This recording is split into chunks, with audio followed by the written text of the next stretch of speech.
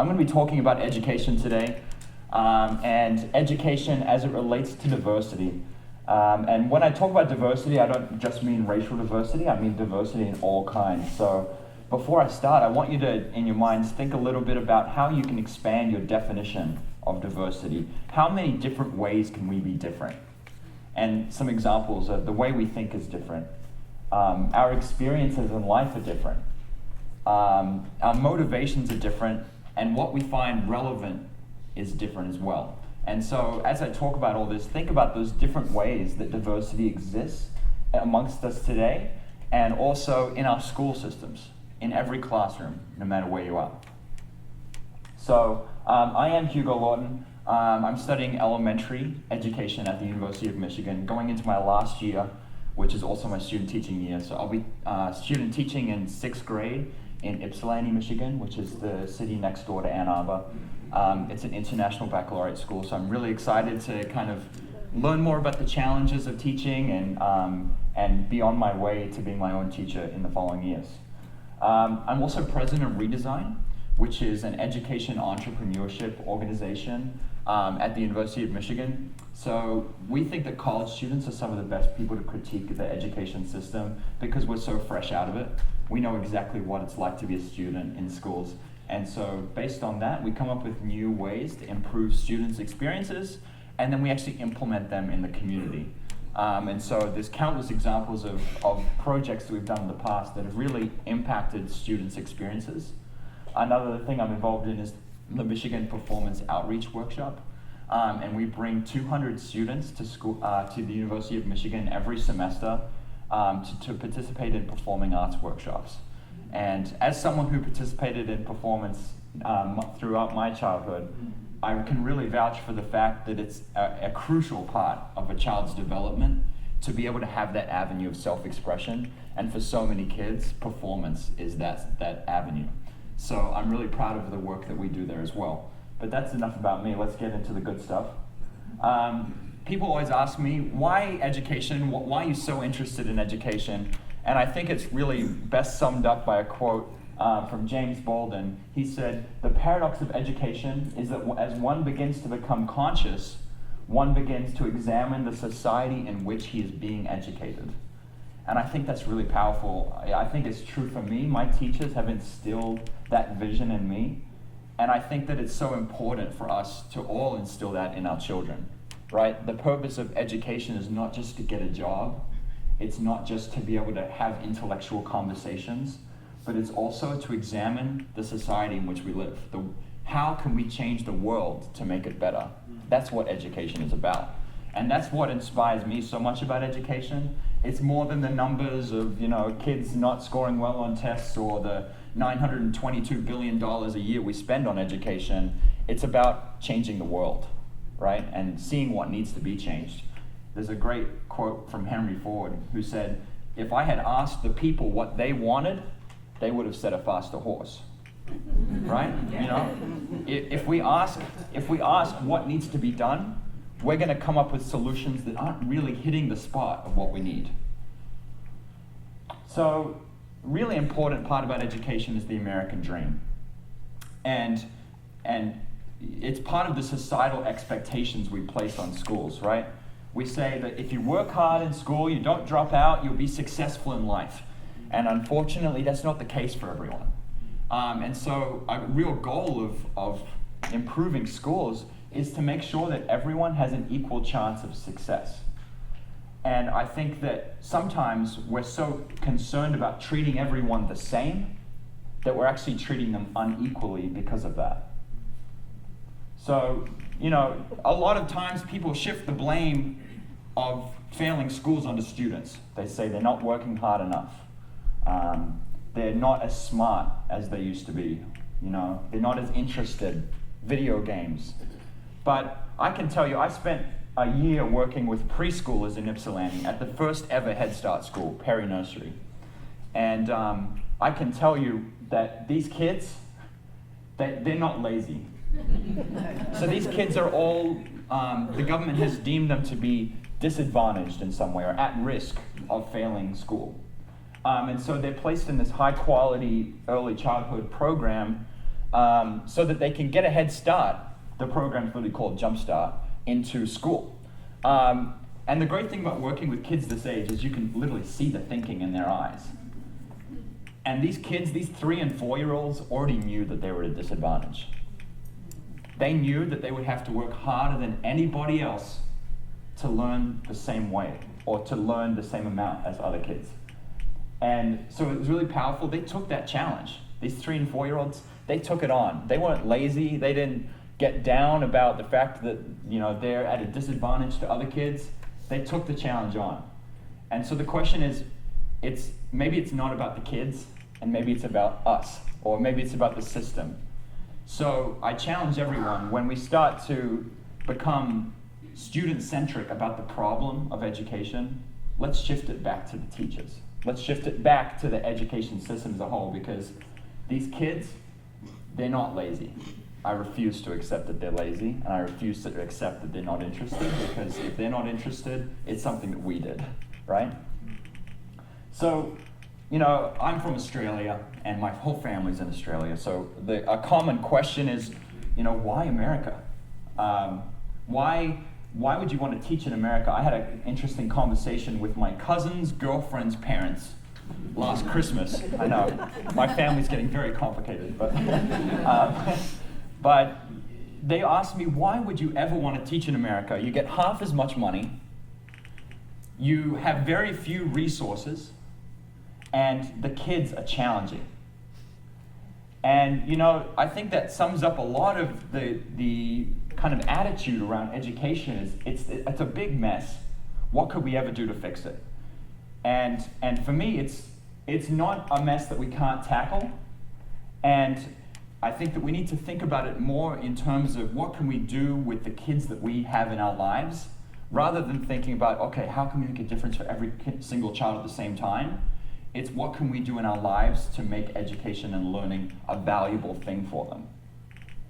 But what it really comes down to for me in terms of why teach in America is there's something, a secret weapon that America has that it's not utilizing right now. In fact, it's often talked about as a bad thing or a challenge to overcome. And that challenge is diversity. I think that the way we talk about diversity in schools is really disheartening sometimes, because diversity is a chance for us to gather input from all different types of people and put them together, and that makes the most valuable learning experience possible, is when we get different people together to talk about things. If we had people who all thought alike and had the same exact experiences and the same exact culture, first of all, that doesn't exist. Second of all, we wouldn't learn anything.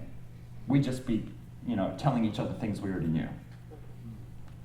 So what does diversity look like in the classroom? Well, it looks like classroom norms. So, sometimes it's not part of a culture to raise your hand in class. It's more of a passive act, learning. It's also involved in parent involvement. So in some cultures, teachers are revered so much you would never question what they did. Whereas in a lot of Western cultures, parents are very active in their children's education. It affects their motivation, so how much they want to learn. It also affects their understanding of concepts, their interactions with peers, their attendance, their self-efficacy, which means how well they think they're going to do, as well as their test scores. And we're going to spend a bit more time thinking about test scores because they play such a large role in kids' education and how well they think they're doing in school, right? We often like build tests up so much that that's all kids care about because they want to do well in these tests, and that's all teachers care about because they want their kids to do well in these tests. When are they really a good judgment of learning? So the IQ test is supposed to be the most objective test in the world. It's to measure intelligence, and it's supposed to do that the same way for every human on the planet, no matter their culture, no matter their past experiences. But if we take that objectivity as fact, then the statistic that the average IQ of an African American is 10 to 15 points below that of a white American is troubling. And a lot of white supremacists have used this to say that African Americans aren't capable of learning as well as white people. And so what I'd like to do is say, whoa, let's not accept the objectivity of this test. Let's see what's going on behind that. And Dr. Robert Williams did the same thing in the 70s when he created the Black Intelligence Test of Cultural Homogeneity. And on his test that he created, which is supposed to be similar to an IQ test, but the questions are nestled in a context that African Americans would relate better to. The average African American scored 83 out of 100, while the white students scored 51. So it just shows that it's really relative. It's all about the context. So just to give you an idea, it's hard to picture what a test like this might look like. We won't spend very much time actually talking about the answers to this, but I just wanted to give you a sense of the types of questions that are asked. So cheap chitlings, not the kind you purchase at a frozen food counter, will taste rubbery unless they are cooked long enough. How soon can you quit cooking them to eat and enjoy them? So a home economics question maybe. Another question, many people say that Juneteenth, June 19, should be made a legal holiday because this was the day when the slaves were freed in the USA, Texas, Jamaica, California, Martin Luther King was born, or Booker T. Washington died. So it's a very simple social studies question that many of us could have learned in school, but it's not something that's commonly taught in school, right? But it's so important to a large population of our students. So we teach children as if they learn the same way with one right answer. So we look at them, as if they're just all one thing, and we teach them one way, and they're supposed to get this answer and be able to regurgitate it on a test. But in fact, each child uses his or her own culture and experiences through which to look at what they're learning. So they've got this magnifying glass, I like to picture it, and they're holding this magnifying glass over everything that's being presented to them, whether it's a teacher, whether it's someone on the school bus, whether it's anything in life. They're looking at it through the lens of their past experiences, their culture, their family life. So, we all have a story, right? We all have a story of our education. And I asked some people early this morning about their stories of education, and it's remarkable to hear our different experiences. And I'm one of those people. I have a story, and I'm lucky to have such a fortunate story. And it begins with my kindergarten teacher, Mr. Barker. And so Mr. Barker, I went to kindergarten in Australia, and in Australia, schools have a very strict dress code. So shoes, shorts, button-up shirt, hat, all of it is very strictly enforced. But he let me walk into the first day of kindergarten with these red clogs on. And I want to point out that that's not the uniform that I'm wearing. That's just another day that I was out wearing a shirt. But those red clogs was clearly not in the uniform, but he let me wear them because the first day of school, he knew that it was important for me to be able to express myself in that way. They were the most uncomfortable things ever. I have no clue why I wanted to wear them. But I did. I was in kindergarten and I wanted to wear them, and so I did, and he allowed me to do that. And it's had a lasting impact on me. And Mr. Barker, not just with the shoes, but in every way, embodies the type of teacher that I want to become, and he's one of the reasons that I went into education. So I decided to reach out to him on Facebook. And I asked him, what do you think about education? What's most important? He said creativity is most important in education. He says the great thing about including an element of creativity in a task is that we as teachers are not really sure of what we're going to get. For anyone who's struggling, we will readily see where their exit point was from the task. More importantly, there will be those that go far beyond their expectations, showing us that their where to next is much more sophisticated than we may have thought. So what Ben is saying, I call him Mr. Barker, is that sometimes we can't see every child's full potential, but we can design learning in a way that they show us. There's no way that they can't show us what they're made of. And so the moral of the story, what Mr. Barker is saying is there's another way to do this. There's another way than imparting our knowledge on kids. That's more of them imparting their knowledge on us and us guiding them through the process as teachers. So there's something called the Partnership for 21st Century Skills that is really tackling this. It's a group of businesses, large businesses, government agencies, schools, a large variety of society that's saying, you know what, schools aren't preparing our kids for the workforce, and these are the skills we want them to have that you're not giving them. Learning and innovation skills. critical thinking and problem-solving skills, communication and collaboration, and social and cross-cultural skills. Right? It's really changing to see that that's what employers are looking for. You know, why are we giving them these skills of regurgitating facts when this is what they need to have to be successful? Right? Not just in the workforce, but as human beings. All those things are incredibly incredibly needed. So I really found some really good parallels between those goals and the C3 exchange values, right? Common humanity, diversity, open inquiry, compassionate action, environmental sustainability and well-being, right? It's what we're all about here. And that's really saying something because there's some agreement that to be better people, this is what we need to work on, right? So how do we do that in the classroom? That's the real question is, okay, we've had all this talk about what needs to change. How do you actually do that? And the key is the word process. Right now, education is a lot about the outcomes. What do kids know at the end of each year? What can kids learn after they've gone through school and apply that? But really, what we need to be teaching kids, especially young kids who I work with, is the process of learning. Because if we teach them the process of learning, that opens the world to them, right? In this day, there is not a single piece of information that isn't accessible to us if we know how to look for it. And so instead of teaching kids little pieces of information here and there, we teach them how to look for it. How empowering is that, right? It's the whole teach someone to fish and they'll have fish for a lifetime thing, right? So we give them a problem in class. We give kids a problem. I've done this in my classes and it's amazing to see what they come up with. A problem that's relevant to them. Something that they see in the world. Kids don't ignore problems. They see problems in the world. We present them a problem that they see, they can even come up with it. And they learn through inquiry. They go out and talk to people what they think about this problem. They do research into what this problem, how it started in the first place. And they come up with ideas of how to solve it. And along the way, there's probably pieces of information that they'll need, right? Maybe they're creating an app to solve this problem. They'll need some information about how to create software, right? Or maybe they're solving an engineering problem. They'll need math to do that. And that's where the teacher comes in and provides them with the tools to solve this problem. But it's all embedded in a really relevant, authentic context, and I think that's the key.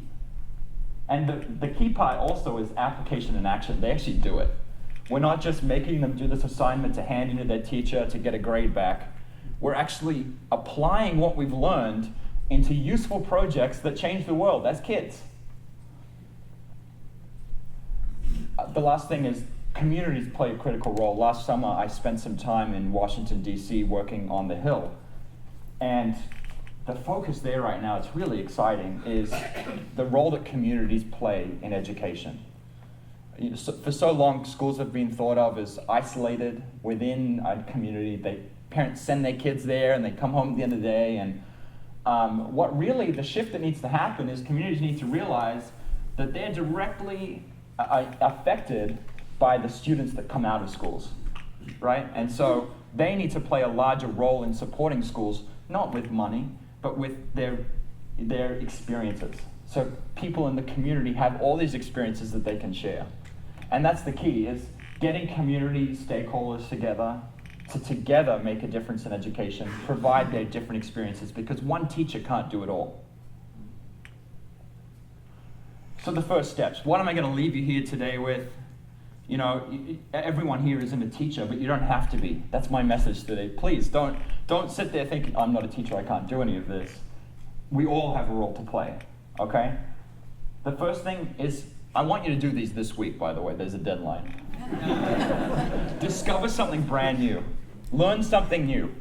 All right, for some of you, it may be a little longer than others since you've learned something new, but I need you to try that. Try something really out of the box that you've never tried before, okay? I want you to have a meaningful conversation with a child. Reach out to someone and have a meaningful conversation with a child. You know, around this time of year, it's really common to hear conversations with kids like, how's your summer going? Do you know your teacher for the fall yet?